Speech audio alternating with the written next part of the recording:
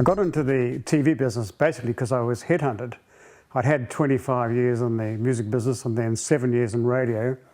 And about the time that TV3 was starting in New Zealand, I was running 89 FM when we'd taken it from the bottom radio station in Auckland to the top radio station. And I think Julian Mounter was pretty impressed with what we'd done. And he was looking for someone to come into television to really help them market against TV3. So a couple of his staff took me to lunch, and I had no intention of ever joining television, but I must say over the lunch I got very excited about what they intended to do. So you could say I got there by accident, really.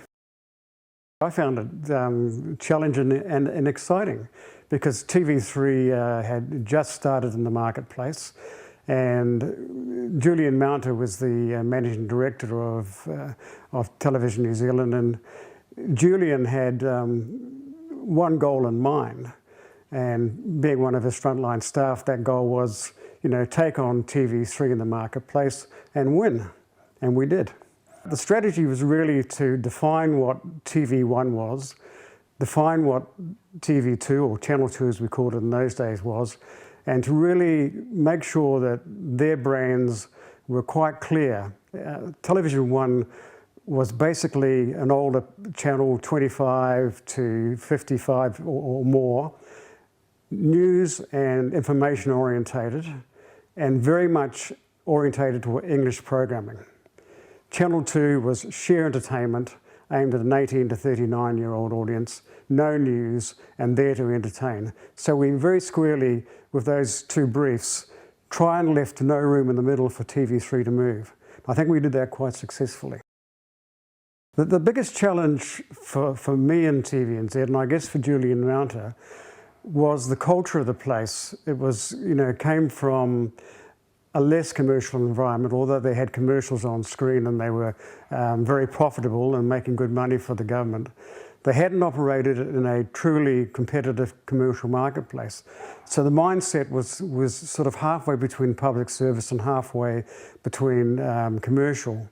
Also, TVNZ was full of fiefdoms. You had a news fiefdom, you had a sports fiefdom, you had a sales and marketing fiefdom, you had a programming fiefdom. And it was very difficult to try and get all those departments working for the same goal. And it would be true to say when I arrived in TVNZ that programming was something of the poor cousin.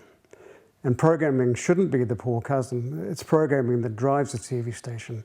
You know, the old argument we always have with sales and marketing. Who drives the TV station? Is it sales and marketing or is it programming? In my view as a programmer is that, you know, you make the programs that the public want and the sales will follow. The sales people sometimes had a different view. They'd want you to make programs that particularly appeal to a certain client. Programmers sometimes have a difficulty with that.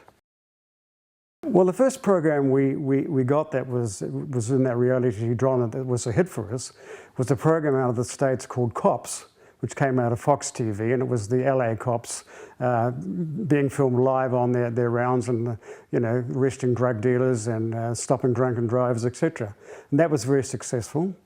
The second one was a program called The Real World, which came from MTV, which was a bunch of young people in a flat, and that was probably the forerunner of a lot of today's reality programming. Both those were very successful for us and started the genre. Well, there's a couple of really major highlights from my time at TVNZ, and these are things that you know, have lasted for a long time. The first one was Shorten Street, was commissioned under my time there, and although I had nothing to do with the creative side or production, we did commission a soap. South Pacific Pictures came back with their idea for Shorten Street, which we accepted, and they did a very good job of making the soap. But the battle I fought was Julian Mounter only wanted to give us enough funding to run Shorten Street for 3 months, and I had to stand or fall on those 3 months ratings.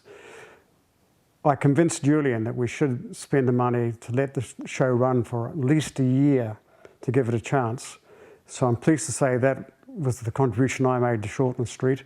And, you know, over the years, of course, that's been the one program in New Zealand where it's been the ground where people have been able to go and learn their craft behind the scenes acting, directing and writing. The other one was Australian Rugby League, which I put on to TVNZ against great opposition. And I hired Graham Lowe and Graham Hughes to do the commentary. And we brought to Sport Television New Zealand a whole new way of presentation, which I think affected rugby later on, and they upped their game. And you know, it became the reason that the Warriors finally were able to put a team in the competition, because the competition became popular here. So those two things I think are the most longevity of the things that we achieved in my time there. When I went to Sky, you know, we were expanding the channels from 5 channels, UHF channels, to about 30 plus satellite delivered channels. Programming for pay television is a very different mindset. You've got to put ratings out of your head, and you're not getting a ratings marking coming down every morning from above telling you did well yesterday or badly yesterday. You're actually trying to get people to subscribe to your organisation. And once you get them to subscribe, you want them to stay. So getting them to subscribe might be a different reason from the reason they stay. And usually getting them to subscribe would be sports driven, or in those days, less so now, movie driven. But getting them to stay could be a multiple of channels that they like to have in their home. They may not watch very often, but they're willing to pay just to have them there in case they want to.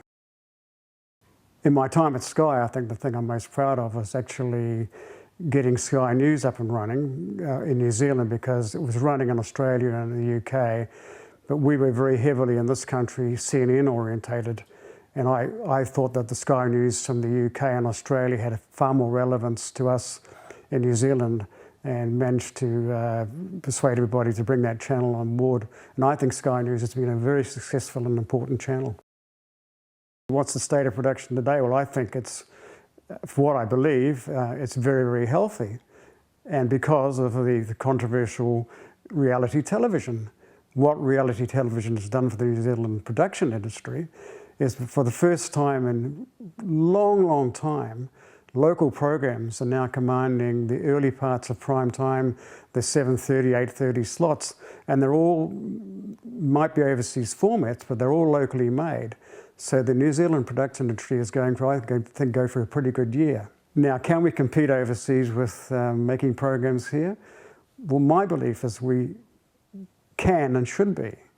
I mean, having spent a lot of time in Europe over the last few years and fallen in love with Scandinavian writing, and seen the amount of terrific quality programs coming out of Scandinavia, which, even though they're in a foreign language, you will watch, and they are broadcast in the UK with subtitles. And those are countries of 4 million, 6 million, 8 million people. There's no reason why New Zealand can't make that type of programming.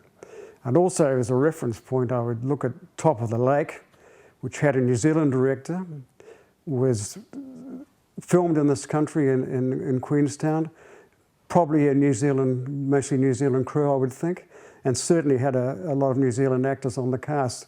And that's the type of program that we can make here. I believe we should be making more drama in New Zealand, and I believe we should be making better drama. The problem we have is that because there's no public service broadcasting as such, you get a good program like Nothing Trivial, which TV1 had on. Its ratings were good for the first year or 2 years, and then it waned off a little bit. But because it's purely commercial television, the channel was not obligated to stay with it and see it through maybe a dip in its ratings or so forth.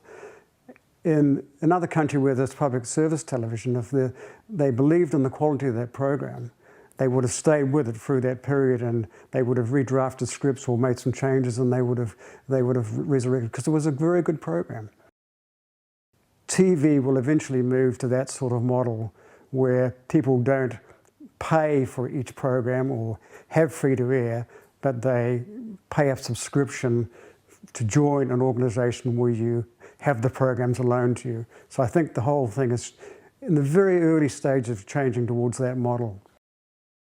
Well, I feel very lucky. At the age of 17, I got into a job in the music business under something I loved, moved on to radio, which I grew to love, and moved into television, which I really grew to love. So I've had a career in the entertainment business, which I truly lucky to be there. I've met some wonderful people in the business over the years, and not just the stars. I'm talking about the people that make programs in radio and make music and make programs in television. There's a lot of really clever people behind the scenes you never hear of.